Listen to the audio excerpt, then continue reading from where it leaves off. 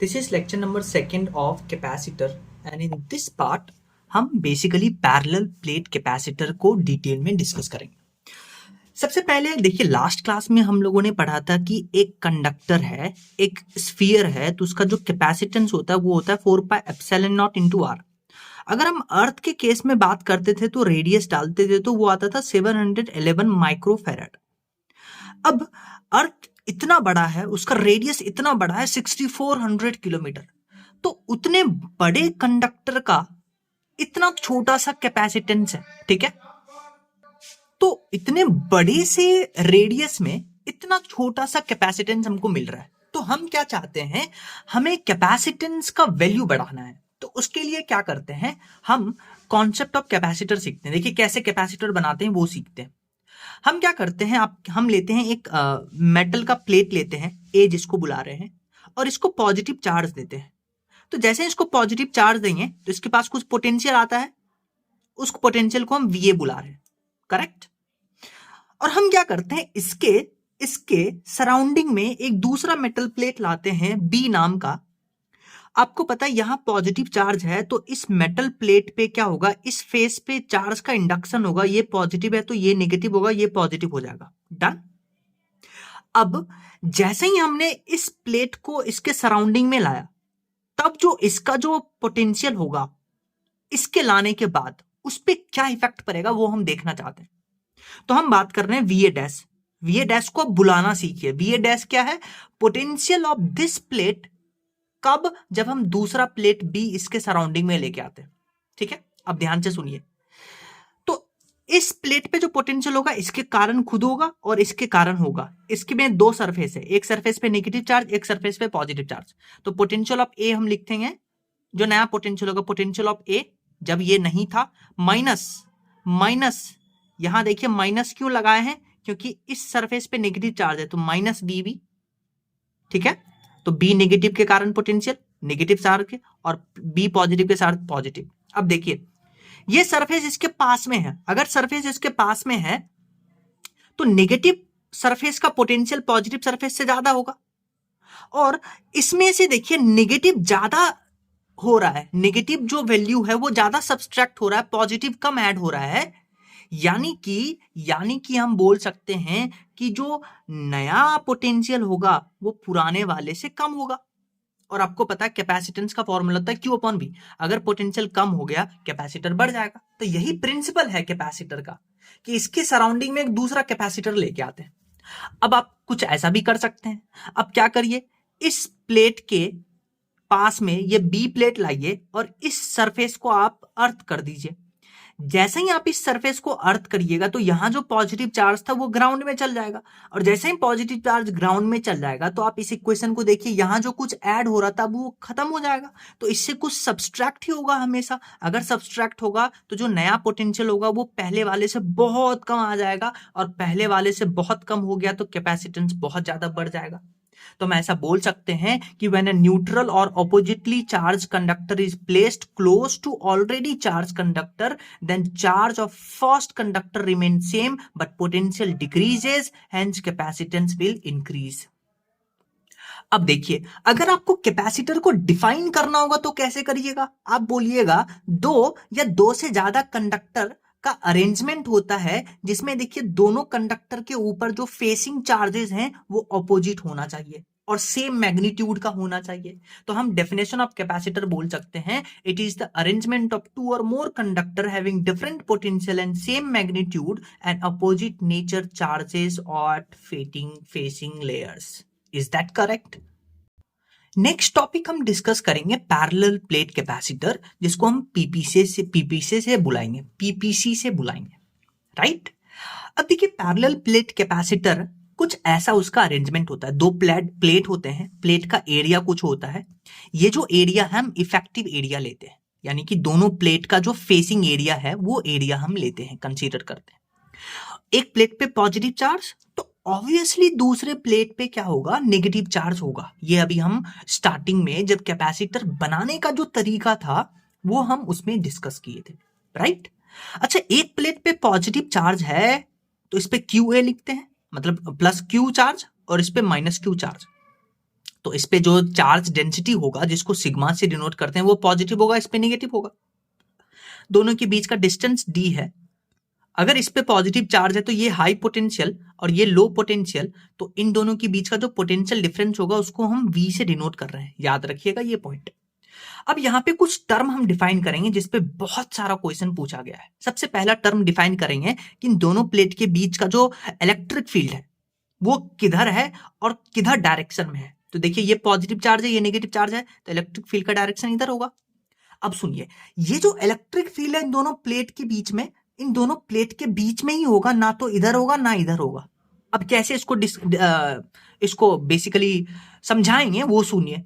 ये दो प्लेट था, आप यहाँ पे पॉइंट मार्क करना स्टार्ट करिए। एक ये पॉइंट, एक ये पॉइंट, एक ये पॉइंट। पहले इस पॉइंट पे डिस्कस करिए। इस पॉइंट पे, इस प्लेट पे पॉजिटिव चार्ज है तो इलेक्ट्रिक फील्ड इधर होगा, और इस प्लेट के कारण इलेक्ट्रिक फील्ड इधर होगा। अब ये दोनों इलेक्ट्रिक फील्ड इक्वल हैं क्योंकि इलेक्ट्रिक फील्ड होता है सिग्मा अपॉन 2 एप्सिलॉन नॉट एक कंडक्टर के कारण। तो ये डिस्टेंस पे डिपेंड नहीं करता है, तो ये दोनों इक्वल हैं, अपोजिट हैं, तो इस पॉइंट पे इलेक्ट्रिक फील्ड होगा ही नहीं। सिमिलरली इस पॉइंट पे भी इलेक्ट्रिक फील्ड कैंसिल हो जाएगा, और यहाँ पे जो बीच में इसके कारण इधर और इसके कारण अट्रैक्टिव इसके कारण, तो देखिए दोनों के कारण ऐड होगा, तो एक के कारण सिग्मा अपॉन 2 एप्सिलॉन नॉट, दूसरे के कारण सिग्मा अपॉन 2 एप्सिलॉन नॉट। तो नेट जो होगा वो डायरेक्शन इधर होगा, और नेट इलेक्ट्रिक फील्ड जो होगा that will be sigma upon epsilon not. इतना समझ में आया? यानी हम बोल सकते हैं कि आउटसाइड जो इलेक्ट्रिक फील्ड होगा प्लेट के बाहर वो 0 होगा, बट इनसाइड जो होगा electric field that will be sigma upon epsilon not. ठीक है? कब? जब यहाँ पे दोनों प्लेट के बीच में एयर या वैक्यूम है। अगर कोई और मीडियम होगा, कोई और मटेरियल होगा, तो हम एप्सिलॉन आर भी लगाएंगे, और एप्सिलॉन आर का क्वेश्चन में आपको वैल्यू देगा। और ये यूनिफॉर्म है क्योंकि यहाँ पे इलेक्ट्रिक फील्ड डिस्टेंस पे डिपेंड ही नहीं करता। तो इलेक्ट्रिक फील्ड के दो फॉर्मूले होंगे जो कि सिर्फ बीच में है, v by D and sigma upon epsilon naught into epsilon R. ठीक है? और आप पढ़ के भी आते हैं इलेक्ट्रिक फील्ड होता है dv अपॉन dr, तो नेट हो गया v अपॉन डी, यानी कि ये v क्या है? पोटेंशियल डिफरेंस, याद रखिएगा, और ये d क्या है? Distance between the plate. Done. Next हम डिफाइन करते हैं पोटेंशियल एनर्जी। देखिए पहले भी आप पोटेंशियल एनर्जी का फॉर्मूला पढ़ के आए हैं एक सिंगल कंडक्टर के लिए, तो वहां जो हम v लेते हैं वो सिर्फ क्या लेते हैं? ईएमएफ लेते हैं, पोटेंशियल लेते हैं। पर यहां जो v लेंगे वो पोटेंशियल डिफरेंस लेंगे, यही डिफरेंस है इसमें। तो पोटेंशियल एनर्जी जिसको u से डिनोट करते हैं, इसका वैल्यू हो जाएगा half C V square, half q into V and Q square upon 2c। Depending on the situation हम कोई सा भी फॉर्मूला यूज करेंगे। ठीक है? और ये जो पोटेंशियल एनर्जी है इन दोनों के बीच में as in the form of electric field store होगा। So it is stored in the form of electric field between the plates. Next जो हम एक टॉपिक डिस्कस करेंगे दैट इज एनर्जी डेंसिटी, या इसी को हम इलेक्ट्रोस्टैटिक प्रेशर भी बुलाते हैं, जिसको यू से डिनोट करते हैं। देखिए एनर्जी डेंसिटी, इसके वर्ड में ही, इसके नाम में ही इसका काम छुपा हुआ है। एनर्जी डेंसिटी मतलब एनर्जी पर यूनिट वॉल्यूम को एनर्जी डेंसिटी बुलाते हैं। तो इसको लिख सकते हैं एनर्जी पर यूनिट वॉल्यूम को एनर्जी डेंसिटी बुलाते हैं। अच्छा, आपको पता है एनर्जी, जैसे वर्क डन एक एनर्जी है, वर्क डन एक एनर्जी का फॉर्म है। तो वर्क डन होता है फोर्स इंटू डिस्प्लेसमेंट या डिस्टेंस, तो एनर्जी को लिख सकते हैं फोर्स इंटू डिस्टेंस, और वॉल्यूम होता है एरिया इंटू लेंथ। तो देखिए लेंथ से लेंथ खत्म, तो एनर्जी डेंसिटी बोल दीजिए या इलेक्ट्रोस्टैटिक प्रेशर बोल दीजिए, जिसको यू से डिनोट करते हैं, वो हो जाएगा फोर्स अपॉन एरिया। राइट? अच्छा, फोर्स अपॉन एरिया, जैसे ही हम फोर्स अपॉन एरिया लिखते हैं तो यहां पे एक बहुत अच्छा क्वेश्चन बनता है।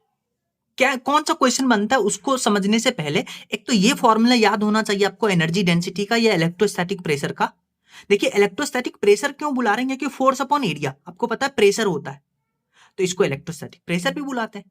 और एक एनर्जी डेंसिटी का फॉर्मूला याद रखिएगा, half epsilon naught into E square. E क्या है? इलेक्ट्रिक फील्ड है, और इलेक्ट्रिक फील्ड को का वैल्यू आपको पता है सिग्मा अपॉन एप्सिलॉन नॉट होता है। तो यहाँ सिग्मा अपॉन एप्सिलॉन नॉट रखेंगे तो यहाँ पे ये आ जाएगा, एप्सिलॉन नॉट खत्म, तो एक नीचे एप्सिलॉन नॉट बचा।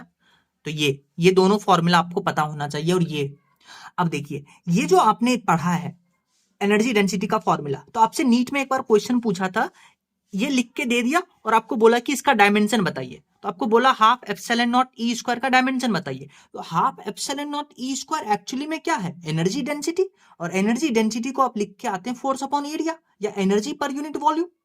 लिख के आते हैं। तो आपको इसी का डायमेंशन निकालना है तो आप एनर्जी अपॉन वॉल्यूम का डायमेंशन निकाल लीजिए। एनर्जी का डायमेंशन होता है ml² T⁻⁻2 और वॉल्यूम का डायमेंशन होता है L3। आप आंसर पा सकते हैं। ठीक है। सिमिलरली आपको एक बार और क्वेश्चन पूछा था 2017 2021 में, आपको बोला था टोटल एनर्जी लिखिए। टोटल एनर्जी लिखने का मतलब आपको पता है एनर्जी डेंसिटी होता है एनर्जी पर यूनिट वॉल्यूम। तो आपको एनर्जी पूछा है तो एनर्जी क्या होगा, एनर्जी डेंसिटी इंटू वॉल्यूम। ठीक है। तो अब देखिए एनर्जी डेंसिटी का वैल्यू होता है half epsilon naught into E square. देखिए इंटू वॉल्यूम, वॉल्यूम होता है एरिया इंटू डिस्टेंस। तो यही हो गया आपके पास टोटल एनर्जी। राइट। तो ऐसे क्वेश्चन सॉल्व करना है। नेक्स्ट टॉपिक हमारे पास आता है attraction force between the plates. आपके पास ये प्लेट था, एक के ऊपर पॉजिटिव चार्ज एक के ऊपर नेगेटिव चार्ज, तो ऑब्वियसली यहां पे क्या होगा, अट्रैक्शन फोर्स होगा। तो अट्रैक्शन फोर्स कैसे निकालते हैं ये सुनिए, इस पे क्वेश्चन आया था। देखिए प्रेशर होता है फोर्स अपॉन एरिया, अभी हम पढ़ के आए थे इलेक्ट्रोस्टैटिक प्रेशर होता है फोर्स अपॉन एरिया। तो यहां से फोर्स क्या होगा, इलेक्ट्रोस्टैटिक प्रेशर इंटू एरिया। और इलेक्ट्रोस्टैटिक प्रेशर जिसको यू से डिनोट करते हैं या एनर्जी डेंसिटी, इसका क्या फॉर्मूला था, half epsilon naught into E square equal to sigma square upon 2 epsilon naught, ये फॉर्मूला था। तो अब देखिए इलेक्ट्रोस्टैटिक प्रेशर को हम sigma square upon 2 epsilon naught लिख सकते हैं इंटू एरिया। तो ये एक फोर्स का फॉर्मूला आ गया इतना। पर ये 2018 में जब क्वेश्चन पूछा हुआ था तो इस फॉर्म में नहीं था। किस फॉर्म में था सुनिए। देखिए एनर्जी डेंसिटी या इलेक्ट्रोस्टैटिक प्रेशर का फॉर्मूला था फोर्स अपॉन एरिया, और ये एनर्जी डेंसिटी है तो इसको एनर्जी अपॉन वॉल्यूम लिख सकते हैं is equal to force upon area. अब सुनिए, तो आपसे पूछा फोर्स बताइए, तो फोर्स क्या होगा, energy into area divided by volume. और एनर्जी आप पढ़ के आए हैं, एनर्जी होता है potential energy half CV square divided by volume, volume को लिखेंगे एरिया इंटू लेंथ, एरिया से एरिया खत्म।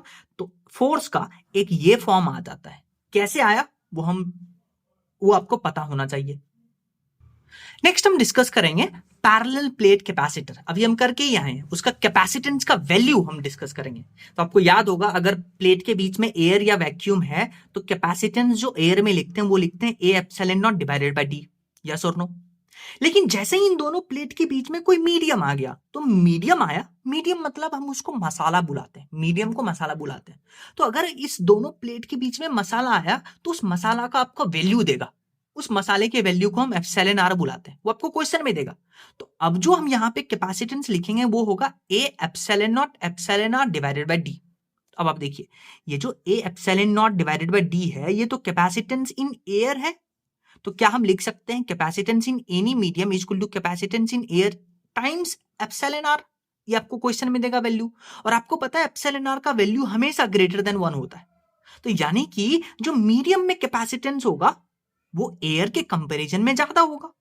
ये तो कॉमन सेंस वाली बात है। ठीक है। तो आप यहां पे बोल सकते हैं कि जो पैरेलल प्लेट कैपेसिटर में आप मसाला डालिएगा, मसाला मतलब एप्सिलॉन R, मीडियम डाल रहे हैं तो कैपेसिटेंस बढ़ता है। अच्छा आइए मसाला डालते हैं तो मसाला के ऊपर थोड़ा सा डिस्कशन करते हैं। तो मान लीजिए आपके पास ये दो पैरेलल प्लेट था, इसके बीच का डिस्टेंस D है, और अब क्या कर रहे हैं आप, जो मसाला डाल रहे हैं वो कंप्लीट मसाला नहीं डाल रहे हैं, आधा अधूरा मसाला डाल रहे हैं। तो अब ये मसाले का आपको एप्सिलॉन R गिवन है और मसाले का थिकनेस गिवन है, मीडियम बुलाइए मसाला बुलाइए। तब यहां जो कैपेसिटेंस का फॉर्मूला होता है वो सीखिए। तब कैपेसिटेंस का फॉर्मूला होता है A एप्सिलॉन नॉट। देखिए अगर पूरा मसाला होता तो कैपेसिटेंस का फॉर्मूला होता है A epsilon not epsilon R divided by D। पर मसाला का थिकनेस आपको गिवन है तो आप क्या करिएगा, D में से, टोटल थिकनेस में से मसाला का thickness minus plus T upon epsilon R। आपको ऐसे ही करना है। मान लीजिए एक से ज्यादा हो गए, एक से ज्यादा हो गया मसाला और एक से ज्यादा थिकनेस, एक से ज्यादा मसाला का वैल्यू, टोटल डिस्टेंस D है, तो आप इस फॉर्मूला को मॉडिफाई कर सकते हैं। A epsilon naught divided by D minus T1 minus T2, यानी कि टोटल थिकनेस में से इन दोनों के थिकनेस को सब्सट्रैक्ट करिएगा, बीच में plus sign, into T1 upon epsilon R1 plus T2 upon epsilon R1, T1 upon epsilon R1 plus T2 upon epsilon R2। ये फॉर्मूला आपको पता होना चाहिए। और अगर ये मसाला मेटल हुआ तो आपको पता है मसाला अगर मेटल हुआ तो उसका एप्सिलॉन R इनफाइनाइट होता है। जैसे आप इस क्वेश्चन को देखिए, आपको बोला है कि पैरेलल प्लेट कैपेसिटर है, उसके बीच का डिस्टेंस डी है, उसका एरिया ए है, इसमें मसाला डाले कॉपर नाम का जिसका थिकनेस टी है, तो आपको बताना है कैपेसिटेंस। देखिए पार्शियल मसाला डाले, कॉपर का पार्शियल मसाला डाला गया है, तो आपको पता है कॉपर मेटल होता है, तो पहले तो फॉर्मूला लिखिए, क्योंकि पार्शियल मसाला डाले तो उसका फॉर्मूला निकालिए। पूरा मसाला होता तो उसका फॉर्मूला होता है A epsilon naught divided by D. Partial मसाला है, उसका फॉर्मूला होगा A epsilon naught divided by D minus T, thickness of this मसाला, plus T upon epsilon R. Epsilon R infinite हो जाएगा क्योंकि मेटल है, तो टी अपॉन इनफाइनाइट ये जीरो हो गया, तो कैपेसिटेंस आ गया A epsilon naught divided by D minus T, right. Next question देखिए जो कि जेई मेंस में आया था। आपके पास अगेन पैरेलल प्लेट कैपेसिटर है, डिस्टेंस डी है, अब यहाँ पे दो मसाला डाले हैं, दोनों मेटल है, तो दोनों का एप्सिलॉन आर जो होगा वो इनफाइनाइट होगा। थिकनेस देखिए dy5 तो एक से ज्यादा मसाला है, तो ये फॉर्मूला हम लगाते हैं, ए epsilon not D minus T one minus T2 plus T one upon epsilon R1 plus T2 upon epsilon R1. तो रखते जाइए, टी1 का वैल्यू रखेंगे डी अपॉन 5, टी2 का वैल्यू रखेंगे डी अपॉन 5, टी1 डी अपॉन 5 और इसका epsilon R1 infinite, D upon 5 इसका एप्सिलॉन आर1, तो ये पूरा जीरो। इसको सॉल्व करिएगा, आपके पास आंसर आएगा। नेक्स्ट क्वेश्चन देखिए, नीट में आया था, again parallel plate capacitor, distance D, और आपको बोला क्या कि आधे पार्ट में, सॉरी dy3 पार्ट में जो मसाला डाले हैं उसका वैल्यू है एप्सिलॉन आर। ध्यान से सुनिएगा क्वेश्चन। और बचे हुए पार्ट में dy3 में एप्सिलॉन आर है 3, और बचे हुए पार्ट मतलब d माइनस dy थ्री कितना हो गया 3d माइनस d अपॉन 3, यानी कि 2d/3। 2d/3 पार्ट में एप्सिलॉन आर का वैल्यू है 6। तो बताइए कैपेसिटेंस। तो फॉर्मूला लिखिए कैपेसिटेंस का, मैं आपके साथ लिख देता हूं, ए एप्सिलॉन नॉट 2 है, तो ए epsilon naught divided by d minus t1 minus t2 plus t1 upon epsilon r1 plus T2 upon epsilon R2। ये फॉर्मूला लिखिएगा, वैल्यू पुट करते जाइए। T1 कितना है dy3, T2 कितना है d minus dy3 plus T1 कितना है dy3 और एप्सिलॉन R1 3 प्लस T2 कितना है d minus dy3 divided by epsilon R2 यानी कि 6। सॉल्व करिएगा, आंसर आएगा। नेक्स्ट कॉन्सेप्ट सीखिए। आपको पता है मैंने आपको बोला था कि ये जो प्लेट है, इन दोनों प्लेट का जो एरिया लेते हैं वो कॉमन एरिया लेते हैं। इसका क्या मतलब है कॉमन एरिया को, उसको सीखते हैं एक क्वेश्चन से। मान लीजिए आपको बोला कि एक पैरेलल प्लेट कैपेसिटर है, एक के ऊपर पॉजिटिव चार्ज, एक के ऊपर नेगेटिव चार्ज, एरिया ए है, तो उसका कैपेसिटेंस सी है। अब देखिए क्या किया कि इन दोनों का जो कॉमन एरिया है, देखिए कॉमन एरिया वो हो गया a/3, तो आपको नया कैपेसिटेंस बताना है। तो देखिए कैपेसिटर कब बनेगा, जब पॉजिटिव नेगेटिव चार्ज आएगा। पॉजिटिव नेगेटिव चार्ज कब आएगा, एक इफेक्टिव एरिया में आएगा, कॉमन एरिया में पॉजिटिव नेगेटिव चार्ज आएगा। तो कॉमन एरिया कितना है a/3, तो आप इस फॉर्मूले में a के जगह पे a/3 रखिएगा। तो देखिए कैपेसिटेंस जो है डायरेक्टली प्रोपोर्शनल टू एरिया है, तो एरिया a/3 हो गया, तो कैपेसिटेंस c/3 हो जाएगा। तो ये है कॉमन एरिया का मतलब। जैसे आइए इसको समझते हैं एक और क्वेश्चन से। अब देखिए एक कैपेसिटर में दो प्लेट है, डिस्टेंस d है। अब देखिए जो इफेक्टिव एरिया है, एक का एरिया है a1, एक का एरिया है 2, पर इफेक्टिव एरिया किसके बराबर है a2 के बराबर है। तो अब जो कैपेसिटेंस का फॉर्मूला लिखिएगा तो उसमें एरिया a2 लीजिएगा, a1 नहीं लीजिएगा। यही इफेक्टिव एरिया का मतलब होता है, कॉमन एरिया लेना है। जैसे आप इस क्वेश्चन को देखिए, इसमें देखिए आपको मल्टीपल बेसिकली आपके पास मेटेलिक कंडक्टर है वो अरेंज किया गया है। एक का एरिया है a/a, एक का a/2, a/4, a/8, a/16, सबका डिस्टेंस आपको गिवन है। तो अब आप देखिए ये दोनों मिलके एक कैपेसिटर बनाएगा, ये दोनों मिलके एक कैपेसिटर, ये दोनों मिलके एक कैपेसिटर, ये दोनों मिलके एक कैपेसिटर। तो क्या आपको लग रहा है कि ये चार कैपेसिटर जो है एक के बाद अरेंज है? तो चारों किस में अरेंज है, सीरीज में अरेंज है। तो चार को आप सीरीज में अरेंज करिए। अब देखिए एक वाले को पकड़िए, एक वाले का एरिया कितना है, इफेक्टिव एरिया लीजिएगा आप। देखिए जब ये दोनों मिल करके एक कैपेसिटर बनाएंगे तो इफेक्टिव एरिया a/2 ही होगा इस प्लेट का एरिया। तो यहां जो हम C equal to a epsilon naught divided by d लिखेंगे, तो यहां एरिया लिखेंगे a/2 epsilon naught divided by d। Similarly इस दोनों प्लेट के कारण जो कैपेसिटर बनेगा, एरिया आप कितना लेंगे a/4 लेंगे। तो देखिए इस कैपेसिटर का हो गया area a/4 epsilon naught divided by d। Similarly ये दोनों मिल करके तो एरिया लेंगे a/8, और ये दोनों मिल करके तो एरिया लेंगे A/16। अब चारों सीरीज में है तो सीरीज के लिए नेट कैपेसिटेंस का फॉर्मूला होता है 1/c equivalent equal to 1/c1 plus 1/c2 plus 1/c3 plus 1/c4। Value डालिएगा, आपके पास आंसर आएगा। नेक्स्ट क्वेश्चन देखिए। नेक्स्ट क्वेश्चन में आपको बोला है कि एक पैरेलल प्लेट कैपेसिटर है, उसका डायमीटर गिवन है 40 मिलीमीटर। डायमीटर गिवन है तो रेडियस 20 मिलीमीटर हो गया। तो यानी आपको कह रहा है कि ये एक पैरेलल प्लेट कैपेसिटर है। पैरेलल में भी ये सर्कुलर पैरेलल प्लेट कैपेसिटर है। यस। और इसका कैपेसिटेंस आपको गिवन है, it's capacitance is equal to capacitance of metal sphere of 1 metre radius. तो आपसे पूछा find separation between the plate. तो देखिए पैरेलल प्लेट कैपेसिटर है पर गोला वाला कैपेसिटर है, उसका कैपेसिटेंस इज इक्वल टू जो स्फीयर है उसका कैपेसिटेंस के बराबर है। तो देखिए यहां पे कैपेसिटर का क्या फॉर्मूला लिखेंगे, A epsilon naught divided by D. Area लेंगे सर्कुलर का, तो सर्कुलर का area pi R square, R के जगह पे 20 मिलीमीटर, ठीक है। और गोला का जो एक स्फीयर का जो कैपेसिटेंस होता है वो होता है 4 pi epsilon naught into R. इस दोनों को इक्वल करेंगे, आपको डी ही निकालना है, तो एप्सिलॉन नॉट पाई खत्म। यहां आर रखिएगा 1 मीटर, स्मॉल आर का वैल्यू 20 इंटू 10⁻³ का होल स्क्वायर, आपके पास आंसर आएगा। नेक्स्ट क्वेश्चन देखिए। नेक्स्ट क्वेश्चन बहुत इंपॉर्टेंट है और बहुत इंटरेस्टिंग भी है। आपको क्या बोला कि आपके पास एक एयर पैरेलल प्लेट कैपेसिटर है जिसका कैपेसिटेंस आपको C गिवन है। ये आपको पहला कंडीशन दिया क्वेश्चन में कि आपके पास एक कैपेसिटर है, एयर में उसके बीच में एयर है मीडियम, उसका पैरेलल प्लेट कैपेसिटर का कैपेसिटेंस का वैल्यू है C। लिख के दे दिया, तो आप यहां से बोल सकते हैं कि A epsilon naught divided by D का वैल्यू है C। फिर आपको क्या बोला कि इन दो प्लेट के बीच में अब हम क्या करते हैं, एक मेटल का फॉइल डालते हैं। फॉइल मतलब उसका थिकनेस बहुत कम, लगभग जीरो, बीच में डालते हैं एक फॉइल। तो बताइए नया कैपेसिटेंस पे क्या इफेक्ट पड़ेगा, नया कैपेसिटेंस पे क्या इफेक्ट पड़ेगा। तो आपको पता है मेटल का फॉइल डाले यानी कुछ मटेरियल डाले हैं थिकनेस का, तो आप ये फॉर्मूला यूज करिएगा, epsilon not D - T plus T upon R। Metal का फॉइल है तो एप्सिलॉन आर तो इनफाइनाइट हो गया, जैसे ये इनफाइनाइट, इस टर्म को हटा दीजिए। अब देखिए थिकनेस इस मेटल फॉइल का लगभग जीरो मान के चलेंगे क्योंकि थिन मेटल फॉइल बोला है। तो अगर थिकनेस जीरो है तो नया जो कैपेसिटेंस आएगा वो आएगा A epsilon naught divided by D। पहले भी था A epsilon naught divided by D, बाद में भी है, तो यानी नया जो कैपेसिटेंस होगा वो पहले के बराबर ही होगा। तो ये क्वेश्चन जेईई मेंस में आया था, 4 ऑप्शन था, उसमें लिखा था अनचेंज, तो ये आंसर होगा। पर एक्चुअली में जो एग्जैक्ट आंसर होगा वो क्या होगा, यहां देखिए कुछ तो थिकनेस होगा, तो कुछ तो यहां D कम होगा और कुछ तो D कम होगा, तो थोड़ा सा कैपेसिटेंस बढ़ेगा। तो एक्चुअल आंसर क्या होगा कि C, नया जो C होगा that will be slightly more than पुराना C।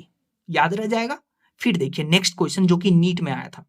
नेक्स्ट क्वेश्चन में क्या बोला कि आप एक मेटल फॉइल तो रख रहे हैं, पर इस मेटल फॉइल को आप क्या करते हैं, बीच में रखते हैं और एक कैपेसिटर के प्लेट से आप कनेक्ट कर देते हैं वायर से।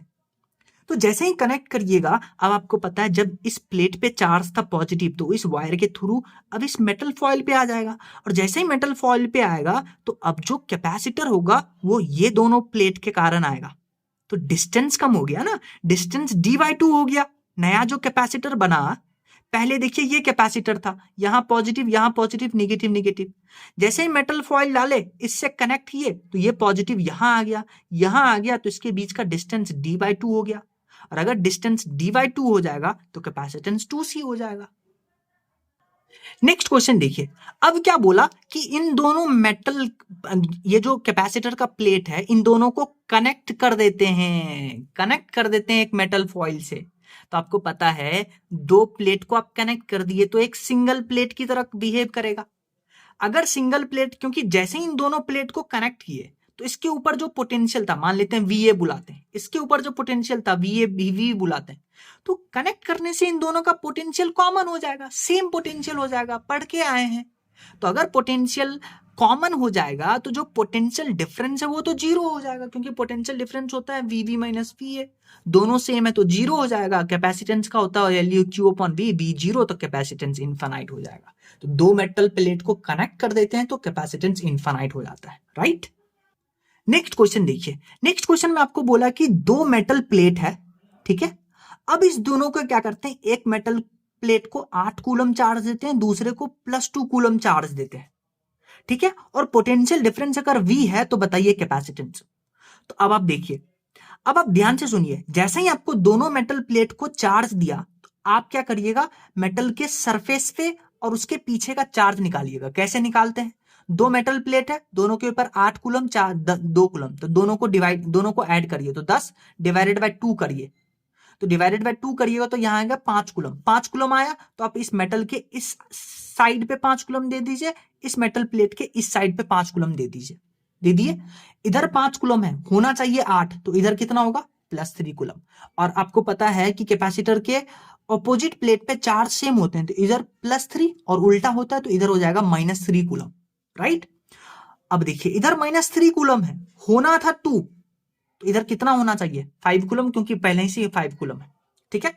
अब देखिए इस चार्ज का इंपॉर्टेंस खत्म हो गया, क्योंकि ये आपको पता है इलेक्ट्रिक फील्ड होगा सिर्फ प्लेट के बीच में, ये हम पहले भी बात करके आ चुके हैं। तो इस चार्ज का खत्म, अब जैसे ही इस चार्ज का वैल्यू खत्म तो आपको कैपेसिटेंस निकालना है, Q = CV लगाइएगा तो C हो जाएगा Q/V। चार्ज कितना है, 3, पोटेंशियल डिफरेंस है V, तो आपके पास कैपेसिटेंस आ गया 3/V। क्वेश्चन समझ में आया। नेक्स्ट क्वेश्चन देखिए जो कि IIT में पूछा गया था। अब बोला कि आपके पास दो प्लेट है, दोनों प्लेट के ऊपर चार्ज दे दिया Q1 Q2 और आपसे पूछा है कैपेसिटेंस बताइए, कैपेसिटेंस C है तो पोटेंशियल डिफरेंस बताइए। तो लगाना कौन सा फॉर्मूला है, Q = CV, V निकालना है तो Q/C। तो अगर हम कहीं से चार्ज निकाल लेंगे, कैपेसिटेंस का वैल्यू गिवन है तो बात हो जाएगा। तो देखिए मेटल प्लेट के इधर साइड इधर साइड इधर साइड इधर साइड चार्ज निकालना है, तो क्या करिए, दोनों को ऐड करिए डिवाइडेड बाय 2 और उसको एक्सट्रीम एंड पे डाल दीजिए, डाल दिए।